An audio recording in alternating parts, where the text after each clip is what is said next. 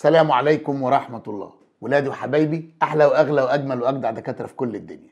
كل سنة وأنتم طيبين ورمضان كريم، وربنا يجيب الأيام عليكم بكل خير يا رب إن شاء الله. وفي رمضان اللي جاي فرحانين بكلياتنا بإذن الله. هنتكلم النهارده في تدريب 3، هنحل شوية أسئلة مهمة جدا على تضاعف الدي ان ايه وعلى إصلاح عيوب الدي ان ايه. بسم الله. أثناء عمل تضاعف جزيء الدي ان ايه يتم الفصل بين، هي بتتحرك انزيمات اللولب عشان تكسر الروابط الهيدروجينيه بين القواعد. فوسفات وسكر ديوكسي ريبوز لا. سيتوزين وجوانين يوراسيل مفيش يوراسيل اصلا في الدي ان ايه. سيتوزين وجوانين اللي هي الجي والسي. 2. عند تضاعف الدي ان ايه يعمل انزيم الربط. افتكر بقى البلمره كان بيحط النيوكليوتيده الاولى وادي النيوكليوتيده الثانيه 5-3 5-3. الربط كان بيربط 5 بتاعت النيوكليوتيده الاولى ب3 بتاعت النيوكليوتيده الثانيه. 3 للقطعه الاولى بالطرف 5 للثانيه لا. 5 للقطعه الاولى بالطرف 3 للثانيه الاجابه ب. 3 للقطعه الاولى ب3 للثانيه لا، وطبعا جميع ما سبق ما تنفعش. 3. الرسم البياني المقابل يوضح ترتيب عمل انزيم بلمره الدي ان ايه. اي مما يلي يمثل الانزيمات س وصاد وعين. س ده اللي بيبدأ الأول يبقى لولب، وراها صاد يبقى بلمرة، وراها عين يبقى ربط. طبعا لو في برايميز يبقى يتحط قبل البلمرة، يبقى لولب بلمرة ربط، يبقى الإجابة عندنا هي ألف. كم عدد أنواع الإنزيمات التي تشارك في عملية التضاعف؟ لولب وبلمرة وربط، والبرايميز ما تنساش اللي حطت البوادئ. 5. الشكل المقابل يوضح نواة خلية قبل أن تدخل مباشرة في الانقسام الميتوزي. أي مما يلي يمثل عدد الكروموسومات في خلية بنوية. أبناء يعني ناتجة يعني بعد الانقسام. أن 1 2 3 4 5 6 7 8. الخلية اللي هتنتج من الانقسام ده هيبقى فيها كام كروموسوم؟ 8. انقسام ميتوزي. فيها 8 كروماتيدات ولا 8 كروموسومات؟ لا، فيها 8 كروماتيدات. لا، 8 كروموسومات يحتوي كل كروموسوم على جزيء من الدي ان ايه. ايوه بتطلع شبه الخليه الاصليه بالظبط. 4 لا، 16 لا. الخليه كانت 2 نون، لما جت تنقسم تدي 2 نون وتدي 2 نون. الخلايا الناتجه من الانقسام الميتوزي تشبه الخليه الام في الشكل والتركيب والوظيفه وكمان عدد الصبغيات. اي مما يلي يتضمن استقرار الصفات الوراثيه لمعظم انواع الكائنات الحيه. اللي بيضمن ان الصفات الوراثيه مستقره وجود 4 نيوكليوتيدات مختلفه؟ لا، الازدواج، لان لو واحده راحت الثانيه تتصلح. تساوي البيورينات مع البريميدينات؟ لا. اختلاف تتابع النيوكليوتيدات؟ لا. اللي بيضمن استقرار الصفات الوراثيه هي ازدواج جزيء الدي ان ايه. 7 بيقول لي في الشكل المقابل اي الانزيمات التاليه له وظيفه مضاده لعمل الانزيم المسؤول عن تكوين الشريط س. الشريط س ده بادئ 5-3، يبقى الشريط س ده قائد اللي بيبنيه بلمرة. هو كده مين اللي عكس البلمرة؟ لولب ولا بلمرة ولا ربط ولا دي اوكسي رايبونيوكليز؟ لا، دي اوكسي رايبونيوكليز. ليه دي اوكسي رايبونيوكليز؟ لان البلمرة بيبني انما الدي اوكسي رايبونيوكليز بيكسر. مش لولب، لا، اللولب بيفصل الشريطين عن بعض، انما الدي اوكسي رايبونيوكليز بيهربده خالص، بيخليه مش نافع. اي الانزيمات التالية غيابه يسبب موت الزيجوت وعدم اكتمال الحمل؟ عارف يعني ايه هيحصل موت الزيجوت وعدم اكتمال الحمل؟ يعني مش هيحصل انقسام، لانه مش هيحصل تضاعف. ده لولب ولا دي اوكسي ولا هيالو يورينيز ولا كولينستيريز؟ لولب، لانه هو كان مسؤول عن التضاعف. ما الانزيم الذي ليس له دور في تضاعف الدي ان ايه؟ بلمرة ليه دور، دي اوكسي مالوش. الربط ليه والبرايميز ليه، يبقى اللي مالوش دور هو دي اوكسي رايبونيوكليز. الشكل المقابل يوضح بعض مراحل تكوين الحيوانات المنوية في ذكر الإنسان. أي العبارات لابد أن تنطبق على نسبة قواعد الأدينين في جزيء الدي إن إيه بين هذه الخلايا؟ طبعا دي مرحلة النضج والتشكل النهائي، يبقى دي منوية أولية كروموسومات، الصبغيات بتاعتها، او خليها كده بالترتيب. بص، دي منوية اولية، دي منوية ثانوية، دي طلائع، دي حيوانات. عشان بس اكتب لك هنا جنبها صبغي دي ان ايه، دي فيها 46 كروموسوم 92 جزيء دي ان ايه، دي فيها 46 كروموسوم 46 جزيء دي ان ايه، دي 23 كروموسوم اسف، دي 23 جزيء دي ان ايه و23 كروموسوم، هنا 23 وهنا 23. الخلية 2 بها نفس كمية قواعد الأدينين في الخلية 1، لا، الخلية 2 بها ضعف كمية قواعد الأدينين الموجودة بالخلية 3، الاتنين زي بعض. الخلية 4 بها نفس قواعد الأدينين اللي موجودة في الخلية 5، صح. 4 ضعف الأدينين اللي موجود في الخلية رقم 2، لا دي نصها، يبقى الإجابة ج. أي مما يلي يصف اتجاه بناء شريط الدي ان ايه الذي يحتاج نوع واحد فقط من الانزيمات؟ ده القائد، والقائد بيتبنى في الاتجاه 5-3. في الاتجاه 3-5 لا، في الاتجاه 5-3 في صورة قطع لا، كذاكي كتف التاني. عكس اللولب ولا في نفس اللولب؟ في نفس اللولب. البلمرة يلي اللولب، البلمرة يلي اللولب. ادرس الأشكال التالية ثم أجب. في أي عضي تحدث العملية الموضحة بالشكل؟ هنتهيألي باينة كده، في جزيء اتفكوا يبقى انزيم لولب، وبعد كده بدأ انزيم بلمرة وربط بقوا 2. طبعا دي بتحصل في النواة. طب في أي مرحلة من مراحل الموضحة بالشكل ينشط اللولب والملمرة في نفس الوقت؟ اللولب هنا هنا قدامنا. طب في أي مرحلة بالشكل يتم إضافة قواعد جديدة من خلال تكاملها مع القواعد الأصلية؟ هي برضو هنا، لأن هنا دي اللي مبني جديد. 13 الشكل المقابل يوضح جزء من عملية تضاعف الدي ان ايه في الخلايا الحية. ادرسه ثم أجب. ما آخر قطعة تم بنائها في هذا الشكل؟ آخر قطعة ده 5-3، ده قائد، ده بيتبنى مرة واحدة، يبقى ده بره السيناريو خالص. طب ده اوكازاكي، هنا حط رقم 1، دي رقم 2. استنى، ده 1 و2 هنا اتربطوا، وبعد ما اتربطوا جه عندنا جيم، دي رقم 3، يبقى دي اضافت اخر واحده اللي هي جيم بعد ما ارتبط 1 و2 مع بعض. الانزيم الذي يضيف نيوكليوتيدات جديده لجزيء الدي ان ايه عند تضاعفه، بلمره ولا ربط ولا لولب ولا ديوكسي؟ طبعا هو بلمره. يكسر انزيم نقط الروابط الهيدروجينيه عند تضاعف الدي ان ايه؟ اللولب. في الشكل المقابل يوضح عملية تضاعف جزيء الدي ان ايه، افحصه ثم اجب. يمثل الحرف واي، بص اكس ده قالب، واي بيتبنى في صورة شريط كامل، يبقى واي بدايته 5 ونهايته 3، يبقى اكس بدايته 3 ونهايته 5. زد هيبقى 5-3 قالب برضه، انما بيتبنى حتت.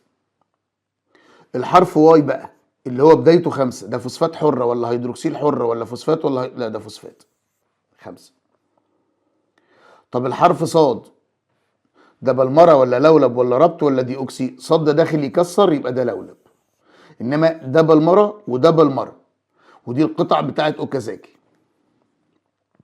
17 إذا علمت أن عدد الكروموسومات في خلية الإنسان 23 زوج، والشكل المقابل يوضح خلية جسدية في بداية الانقسام، لتعطي خليتين 2 و3، كم عدد جزيئات الدي ان ايه في نواة الخلية 1 و2؟ جزيئات الدي ان ايه قبل الانقسام فيها 92، اللي طالع فيه 46، يبقى 92 46، يبقى الإجابة عندنا هي د.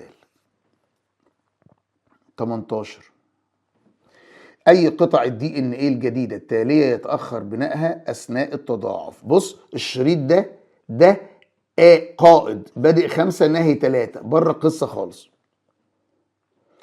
انما لما نيجي نشوف الشريط التاني اللي هو قطع اوكازاكي، دي رقم 1، دي رقم 2، دي رقم 3، يبقى اخر واحده هتتبنى هي ايه؟ 19.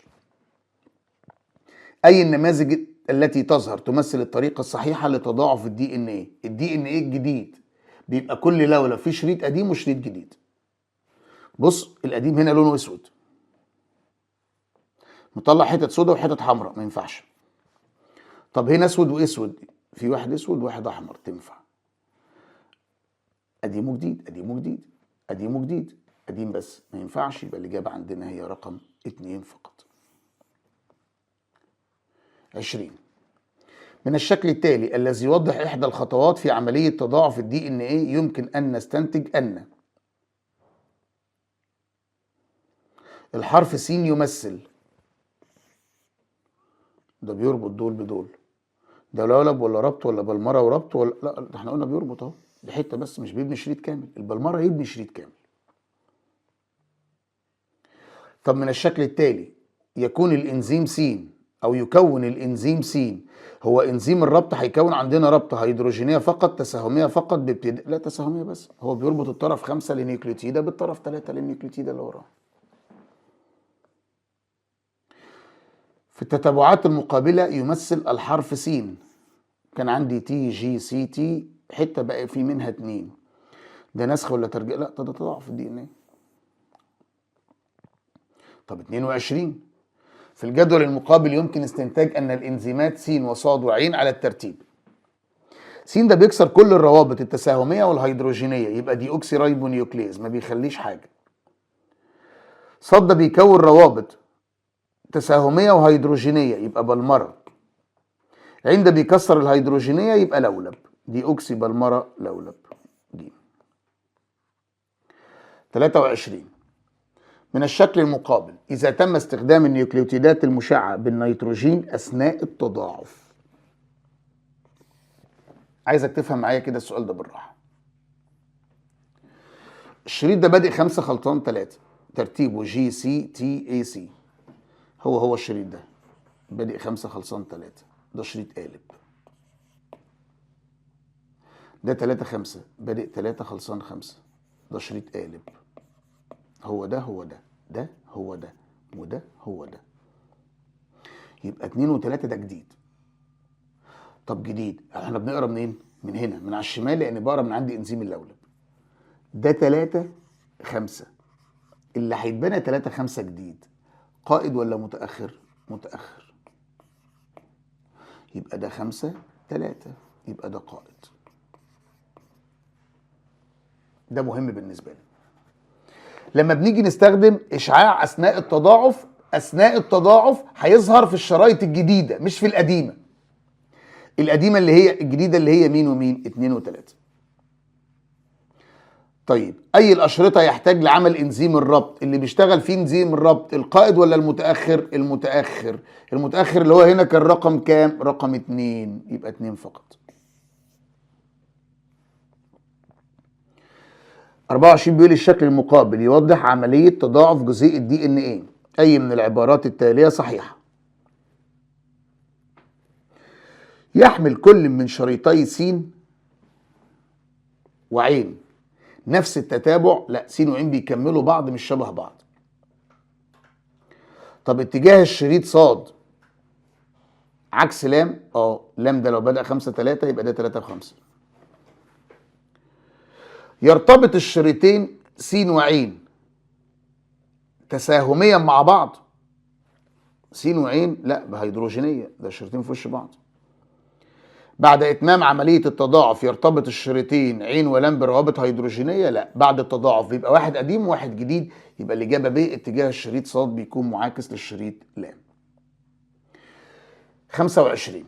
اي الاشكال التاليه يعتبر صحيح اثناء تضاعف الدي ان ايه؟ خلي بالك ان ده سؤال دمه تقيل شويتين، كان في ثانويه عامه. امسك واحده واحده واعرف مين اللي صح ومين اللي غلط. ده 5 3 يبقى ده 3 5. هو الشريط اللي هيتبنى 3 5 هيتبنى شريط ولا قطعه؟ هيتبنى قطعه، يبقى ده ما ينفعش. تعالى هنا، ده 3 5، يبقى اللي هيتبنى هنا 5 وهنا 3. هو اللي هيتبنى 5 3 ده قائد ولا متاخر؟ قائد. شريط ولا قطع؟ شريط. يبقى ده ما ينفعش. تعالى هنا، ده 5 3، يبقى ده 3 5 متاخر، صح. طب ما ده زيه صح برضه، ده 5 3 هيتبنى 3 5، صح. نبدا نشوف ترتيب القواعد. ترتيب القواعد بيقول لي A G T C T T A T. تعالى هنا بقى، بص عليا. هنا التي الاي قصادها تي، الجي سي. معلش عشان بس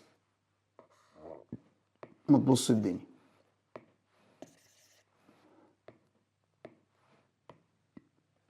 الاي هيبقى قصادها تي، الجي سي، اي جي اي اي تي اي اي. طب وهنا اي جي تي سي تي تي اي تي تي. تعالى بقى نبص انا وانت ونفكر، واعتبرها اخر مره تفكر يا بطل.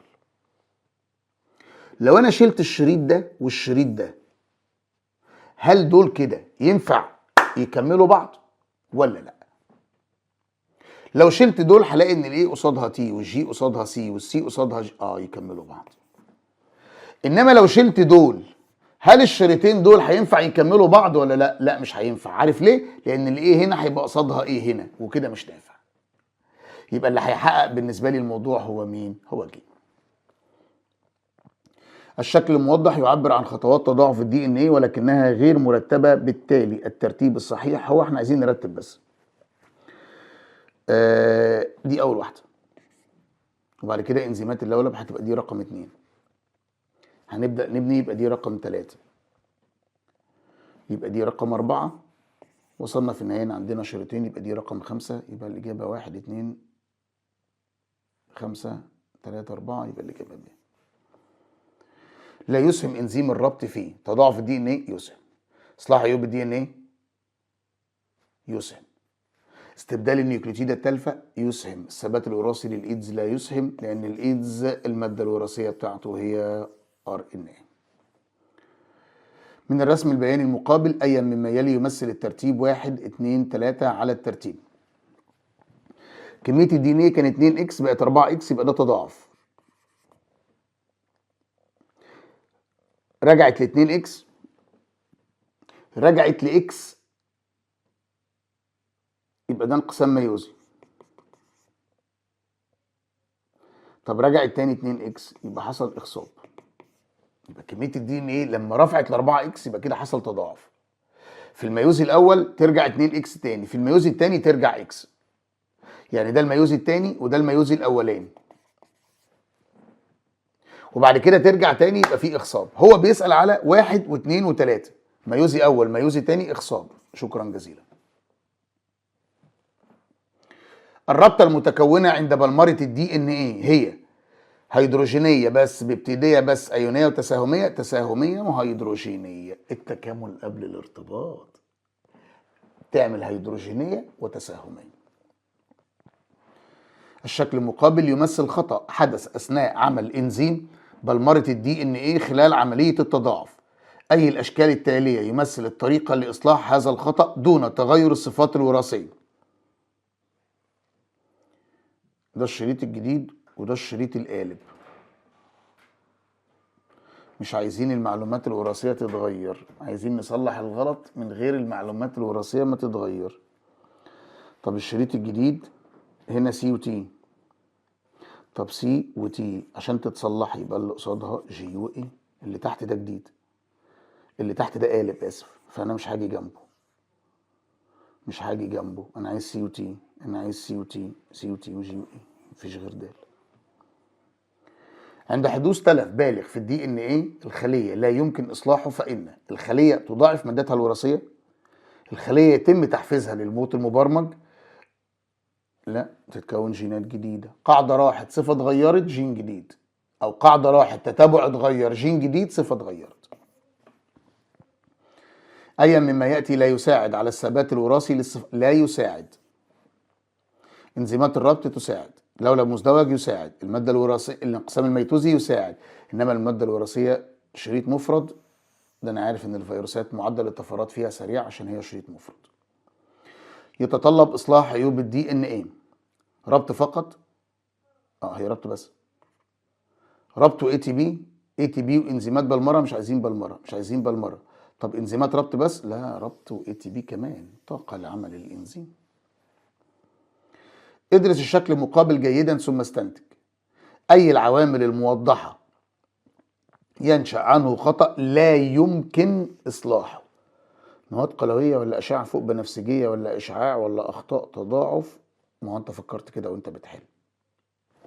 انما الصح ان انا ابص للرسمه كويس. المواد القلويه بوظت شريط واحد، تبقى تتصلح.